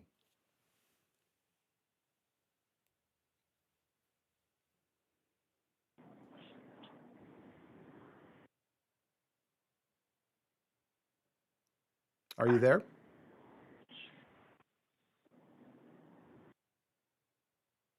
Caller 7373, I hear some noise in the background, but I'm not hearing a voice. Are you there?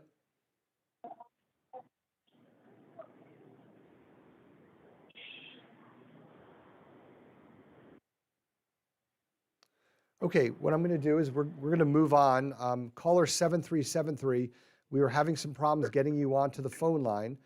Please give us a call back, and we will bring you up to the front of the line to allow you to provide your testimony. Do I hear you now? No? Okay, I don't think so. So when you call back, just again, a reminder to make sure that you listen to the entire welcome message, and then you'll press the star key and then the number 3. But the key is you have to listen to the entire welcome message. So we're going to go on right now to 0970. Okay, we're going to go to caller 0970, then 8794. 0970, please state your name, spell your name, provide your city and state of residence, and any organization that you may be representing.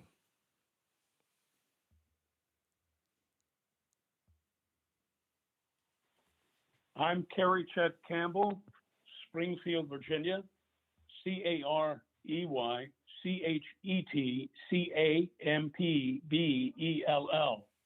I'm state chairman of the Independent Green Party of Virginia. We are the most active third party on the ballot for local, state, and federal office in Virginia in over 100 years, according to Ballot Access News. We want to see this maglev rail built. We want it extended to Virginia. For our health and safety, we need maglev rail. For over 20 years, we have gathered hundreds of thousands of petition signatures to put maglev rail, more trains, less traffic candidates, on the ballot for local and state and federal office. Every dollar invested in rail creates over $21 in economic growth and development. Maglev rail multiplies our safety and security. We need more trains, less traffic. We need more maglev rail and less traffic because rail saves lives. Bring the maglev rail to Baltimore, DC, Virginia. Every dollar again invested in rail creates $21 in economic benefit. Maglev rail increases the value of our homes, businesses, and communities. Rail grows revenue for schools, police, and fire departments. Importantly, in a disaster, only maglev rail provides the speed, security to evacuate large numbers of people in a short time. Rail is indeed a lifesaver. Rail saves lives and makes money. 42,000 Americans died last year on our highways, according to the National Safety Council. 4.8 million Americans were injured in road accidents. The cost to the American community for that road death and injury is almost $500 billion a year in property damage and injuries. The positive solution is maglev rail. More maglev rail, less traffic. It saves lives many hundreds of times. Maglev rail is many hundreds of times safer. Rail is a moneymaker and planet saver. Think of all the common productivity. Think of all the economic benefit those lives saved and enriched by rail, maglev rail create. Maglev rail can save lives in our community, in our state, and in our nation. Maglev rail has the potential. With its minuscule carbon footprint, it could help save life on the planet indeed. It creates jobs, it protects the environment.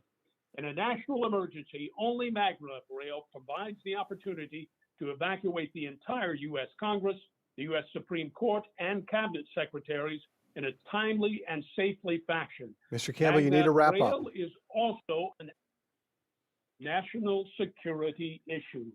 America must lead the world. Thank you. Okay, Kerry thank Campbell, you. Independent Green Party of Virginia. We're going to go to our next caller, 8794, and then it will be caller 0085. 8794, please state your name, spell your name, provide your city and state of residence, and any organization you may be representing.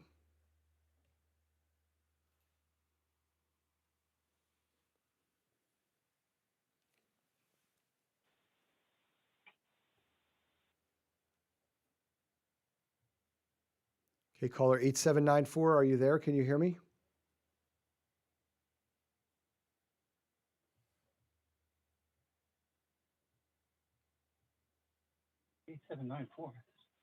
Okay, I can hear you talking in the background. Who is this that I just heard say 8794? This is David Reynolds. I spoke earlier. I'll speak again. Well, Mr. Reynolds, I didn't know I was scheduled to speak. Hold on for 1 second, Mr. Reynolds. So you said you spoke before. Were you just on the listen line? Because we may have brought on the wrong person by accident. Yes. I'll talk again. Who is this? Just can you identify yourself? This is David Reynolds from Lanham, Maryland. Okay, and you say DAVIDREYNOLDS. Okay, and you said you spoke earlier? I spoke this morning. Yes. Oh, this morning. Okay. Did you sign in right now to provide additional testimony, or were you just trying to listen in? No, I was listening in, but if the floor is open, I'll go ahead and take Well, no, it we for do have 2 other minutes. callers that we have not been able to provide an opportunity. So we're going to go to them to make sure that in our time that we have remaining, we get all first-time callers in. So we must have clicked the wrong button to bring you on. But at any rate, we're gonna move on right now. Where am I going right now, guys? Okay. Okay. Well, you can put me back in the queue then. Yep.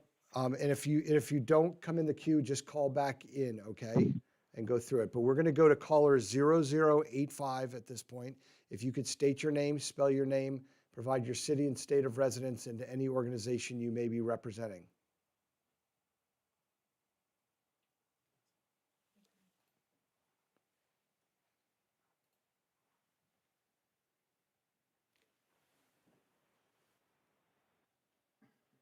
Good afternoon. My name is Miriam Summers, MIRIAM SUMMERS.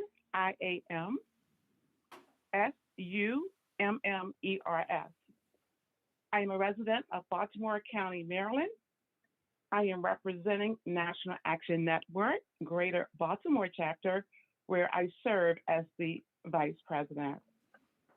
National Action Network is one of the leading civil rights organizations in the nation with chapters throughout the entire United States. Two key goals of our national organization, as well as our local chapter, focus on our youth leadership and bridging the digital divide. We seek to lift up the voices of our young people so they may lead the fight for the next generations. We strongly believe in the importance of taking the time to listen to the passionate and visionary voice of our youth. At the same time, we work to make sure that young and old alike are adapting to the future ahead and can be competitive members of the workforce. It's now time to catch up with the rest of the world in terms of public transportation. We need to build J03 for the next generation. 2 points I want to highlight. As one of the largest civil works projects in the country, residents of Maryland and Washington, D.C. will fill openings for a variety of work activities. Specialized SCMaglev supports facilities. For example, station maintenance, operations, administration will require a variety of skills and trade, presenting significant opportunities for focused training and apprenticeship programs to ensure a diverse workforce. A Cherry Hill SCMaglev station would create transit-oriented development opportunities in South Baltimore that would generate expanding housing and employment opportunities for residents. Increase retail, especially supermarkets, improve vehicular and bicycle safety, enhance security, lighting, and wayfinding, and added amenities. These are all needed and much deserved in South Baltimore. The U.S. Transportation Secretary, Buttigieg, has repeatedly said in a recent interview that now is the best opportunity in his lifetime for transformational investment in infrastructure. He has made it clear that America has arrived at a point where transportation cannot be deferred. It's a time to make big investments in our region and move towards clean, safe, accessible transportation options like the SCMaglev. Please bring this incredible transportation region.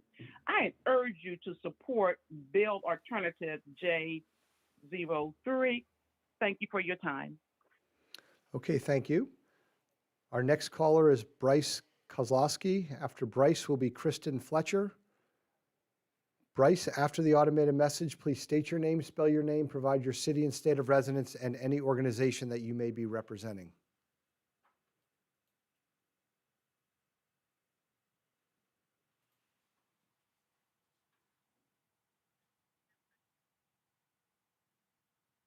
Hi, my name is Bryce Kozlowski, BRYCEKOSLOSKY,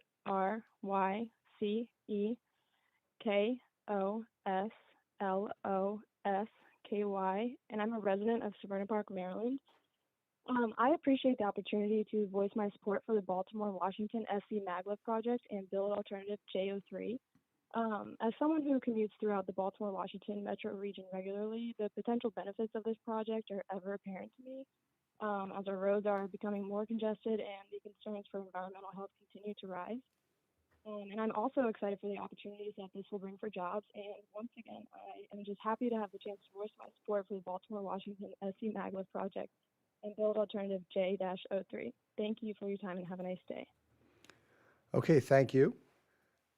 Just a couple quick mentions. We did have a caller 7373 earlier that we went to. It seemed like they were connected, but we were not able to hear them.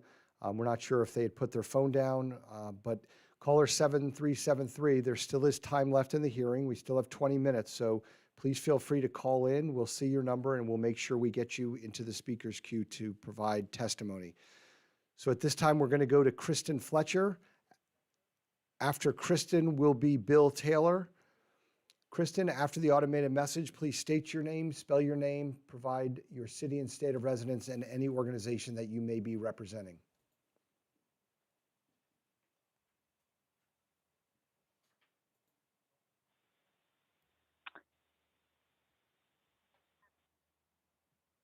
Hello, my name is Christine Fletcher, KRISTINFLETCHER. I live in Greenbelt, Maryland. Thank you for conducting these meetings in a professional manner and for extending the DEIS comment review period. I've listened into all of the testimony this week. Young people enrolled in technical schools and their teachers are excited about new STEM careers. Minority chambers of commerce and businesses are excited about jobs. Small business owners at the ends of the line in Baltimore and DC are excited about opportunities, and pastors are excited about empowerment, jobs, and revitalization. Transportation and train enthusiasts are excited about this futuristic mode of travel, and college students are excited about jobs, no traffic, and green travel. It seems like everyone who doesn't live in the communities that are going to be negatively impacted by this massive project is excited for us to be in a Jetsons cartoon. I'm here to tell you, like so many others, that we can have all these things by investing that kind of money in local infrastructure without the maglev, which will destroy everything in its path in the name of progress. This includes the historic community of Greenbelt, the Greenbelt Forest Preserve, and the adjacent park agricultural land slated to become a 180-acre train maintenance yard. Anyone who thinks otherwise is not grasping the massive scale of this billion-dollar multi-year construction operation of gargantuan tunneling equipment, cranes, bulldozers, and dump trucks, where 100-foot wide swaths of forest will be cut down and a towering guideway that will emerge high above the forest canopy in the BW Parkway, forever altering the landscape. I'm here to tell you that you cannot put a price on the destruction this project would bring to local communities, forests, and public lands that citizens have fought to preserve over generations for the benefit of future generations. Greenbelt is named for the original belt of 800 acres of forested land that once surrounded this town when it was built in 1937, and only 200 remain. New jobs can always be found and supported. These conservation areas and underground groundwater aquifers once destroyed cannot be replaced. Let's talk about progress for a minute. 1969 is when the Japanese SCMaglev technology began. 52 years later, it still exists only on a test track in Japan and won't be ready until 2027 at the earliest, if at all. Why? Because it is grossly expensive to build and operate. The Japanese rely not on maglev, but on their bullet trains for commuters. The next generation Amtrak Acela trains are already in production. We don't need to destroy the present to create a bright future at a cost of $1 billion a minute for a luxury $60 a ticket, 15-minute trip between DC and Baltimore. As others have said, operation of the SCMaglev will also put riders in the surrounding communities at risk, with many unanswered questions about train safety, emergency procedures, massive levels of radiation, fire evacuation, and a false narrative on supposed green travel, especially now that COVID has permanently changed the way we work. This is why I support the no-build option. Thank you. Okay, thank you. We're now going to go to Bill Taylor. After Bill Taylor will be David Reynolds. Bill, please state your name, spell your name, provide your city and state of residence, and any organization that you may be representing.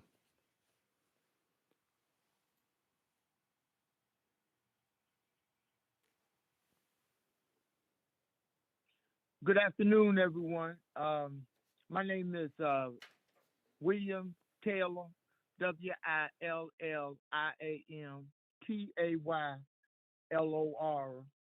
I live in Fort Washington, Maryland. I support Maglev Rail with the jobs and economic development it brings to the community. Thank you for your time. Okay, thank you very much. We're now going to go to David Reynolds. David, please state your name, spell your name, provide your city and state of residence, and any organization that you may be representing.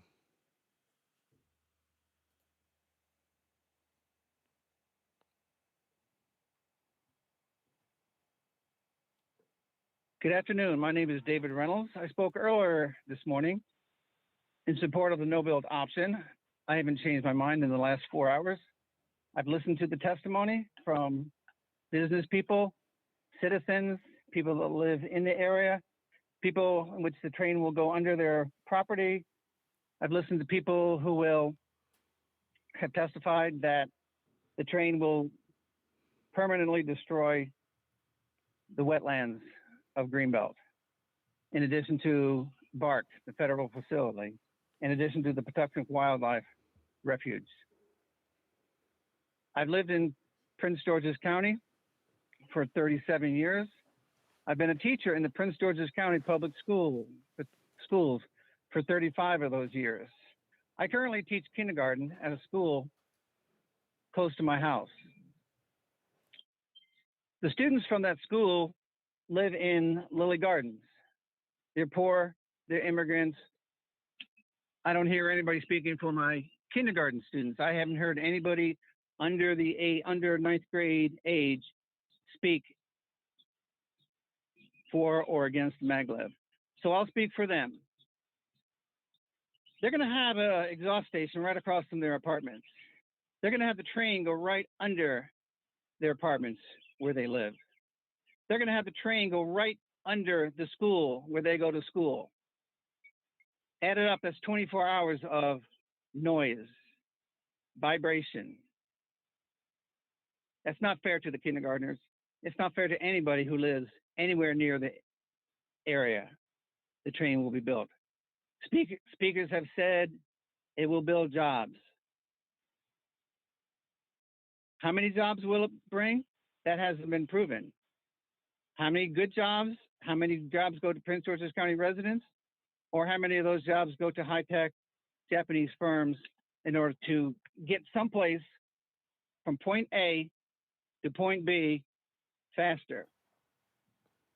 The money for infrastructure, as the Secretary of Transportation has stated, infrastructure is a key priority of this current administration.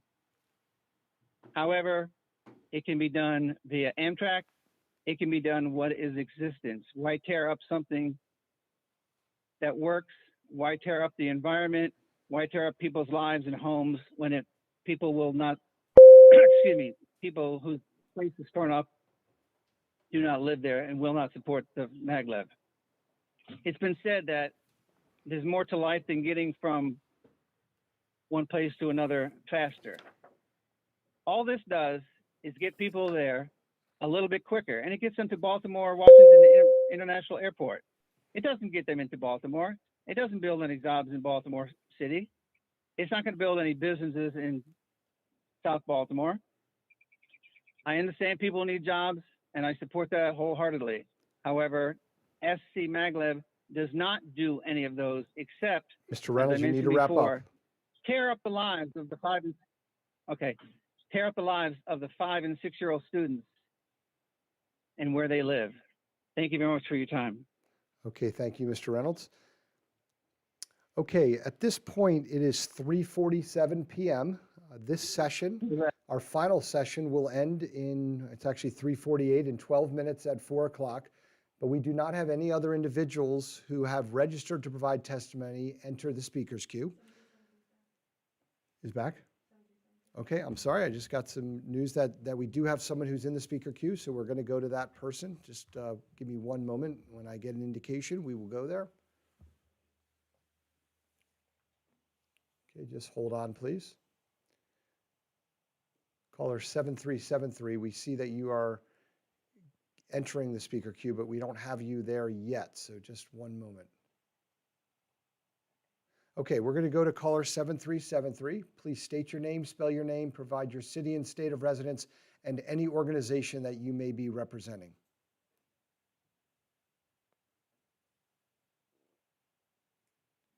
Yes, my name is Patrick Henderson, Patrick Henderson, Henderson, from Baltimore, Maryland, and I'm representing myself. Okay, go ahead with your time. You have 3 minutes. Yes, in 1973, I was in Tokyo, Japan, and I was in a rock and roll band. And we had to go to Osaka, I believe, in Japan. We were doing a concert there, and the concert promoter put us all on the Maglev, and we rode there, and it was absolutely incredible. The ride, the whole experience was highly unusual and futuristic. Um, so for that reason, I know what it feels like. But after hearing all of the concerns of the people, especially the people in the brown and black communities, I'm going to say I'm going to, at this point, even though I'm a futurist and I believe it's important that we keep up with technologies, but at what price? So at this point, I'm going to say I'm going to be against it. Thank you for your time. Okay, thank you very much. Again, now it is 3:50. We don't have any additional callers who are in the speaker queue. We do have 10 minutes left in this hearing, so there still is time left for those people who pre-registered to be able to enter the speaker queue. Okay, so what we're going to do now is I'm just going to offer a few reminders, and then we may take a brief recess before we close for this session. So again, there are multiple ways to comment on the DEIS. You can provide testimony again, at least for the next 10 minutes, through this public hearing testimony. But you can complete a comment form online or send an email or written letter. And again, all of the different ways that you can comment are found on the project website by visiting the DEIS page under the Project Documents tab. Comments must be received before 11:59 on May 24th, 2021. So at this point, with it being 3:51, we do have someone. I stalled long enough, and we do have someone who has entered the speaker queue. So we're just going to wait a moment here, and then I will bring them on once I get indication that they're actually in the speaker queue.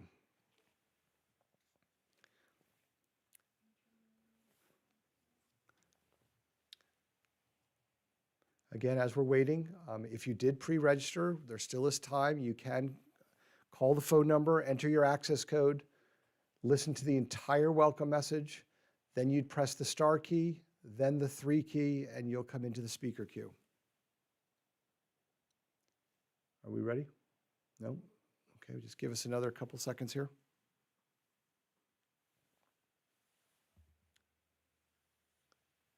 Okay, next up will be Adrian Harpool. Adrian, after the automated message, please state your name, spell your name, provide your city and state of residence, and any organization that you may be representing.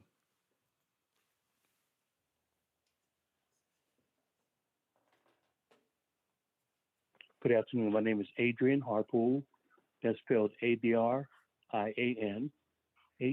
HARPOOL.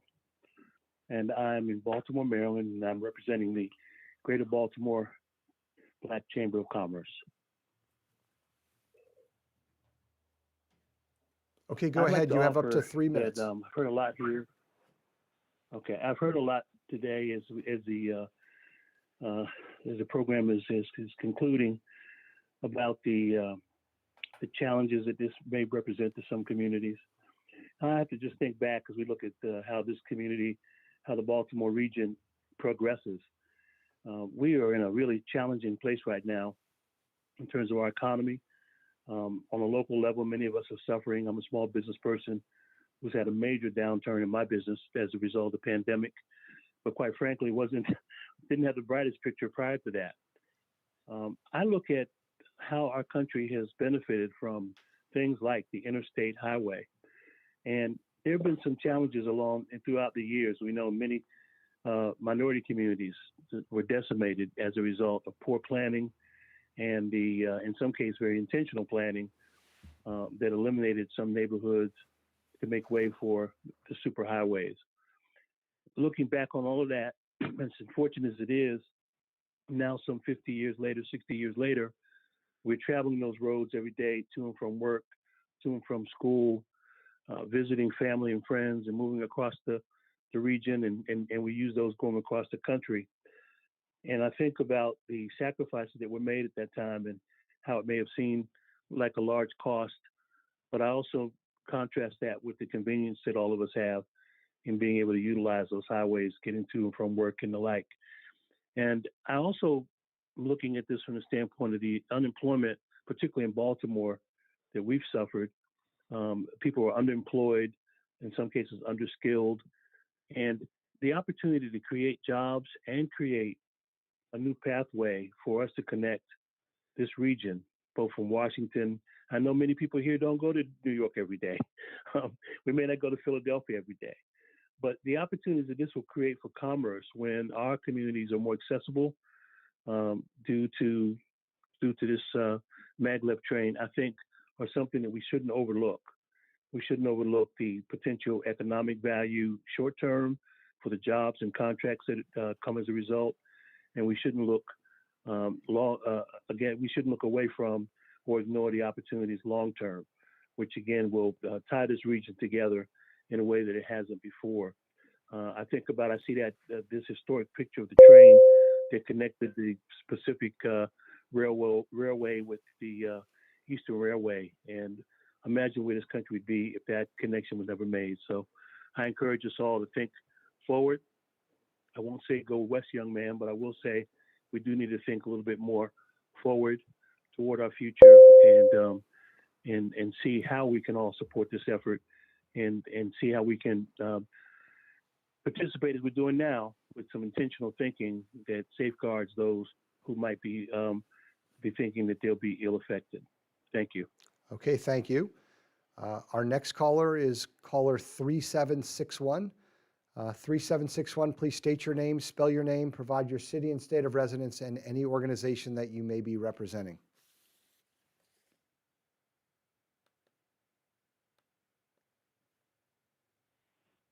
My name is Marcia Van Horn. That's Marcia, Van Horn, Vanhorn. I live in Beltsville.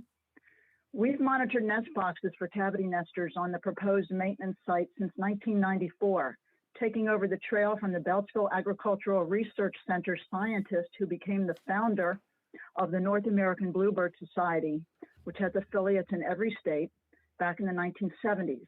His profile on National Geographic started the movement to place nest boxes for cavity nesters who were seeing a decline in cavity nesting sites across the country. His trail of nest boxes, begun in 1967, was located on the Bark property where Maglev plans to place the train yard. It is an historic trail we still monitor today. In fact, it is one of the oldest continuously monitored sites in the country. Last year, we set a record, fledging, that is when nestlings fly from the box, 792 birds on Bark property, including a large number at the proposed maintenance site. Our personal research continues there, from devising the only proven method to stop snakes from entering a cavity without harming the snake, to our continued study of the best nest box for cavity nesting songbirds. Bark property is ideal for habitat for declining cavity nesters and ideal habitat for our research. The site where the train yard is to be located has fledged wood ducks, kestrels, bluebirds, tree swallows, and other small songbirds. Turkeys, hawks, foxes scatter as we drive the small dirt roads to our maintenance checks and document our progress. This site, along with the surrounding forest, is the last large green space between Washington and Baltimore. Its area of open grassland with large stands of common milkweed and other insect-supporting perennials is becoming harder to find in our country. In fact, the open grassland is an even better carbon sink than the surrounding forest. Fragmenting this green space would do irreparable harm to it and its inhabitants, and would begin to end what Dr. Lawrence Zeleny, the bark scientist who led the mission to protect cavity nesting insectivores, began over 50 years ago. Thank you for allowing me to comment. Okay, thank you. Right now it is 3:58. We don't have any new callers who have entered the speaker queue, but we do have one person who is come back in to provide additional testimony. So we will take their testimony since we don't have anyone else who is looking to testify right now. So we're going to go to Marion Dombrowski. Please state your name, spell your name, provide your city and state of residence, and any organization that you may be representing.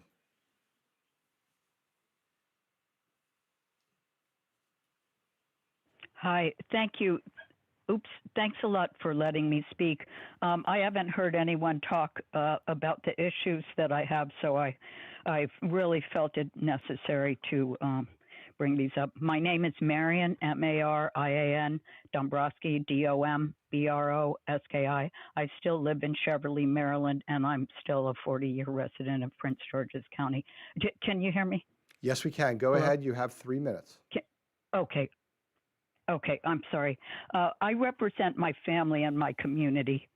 My community houses too many railroad rights of way, highway rights of way, transit, public transit rights of way, and now you're asking us to give up our green rights of way. We gain little or no benefit from any of these. The Purple Line has no stops in our community, although it causes a lot of damage.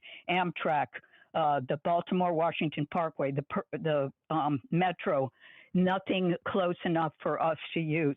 There are a lot of the people in my community rely on their feet for transportation. It's just an affront. No mayor in our area, no mayor along this corridor wants this train. It's wrong. We just cannot, it's unfair, for our community to be asked to bear this. So, we're just going to keep doing as much as we can because we just have lost too much.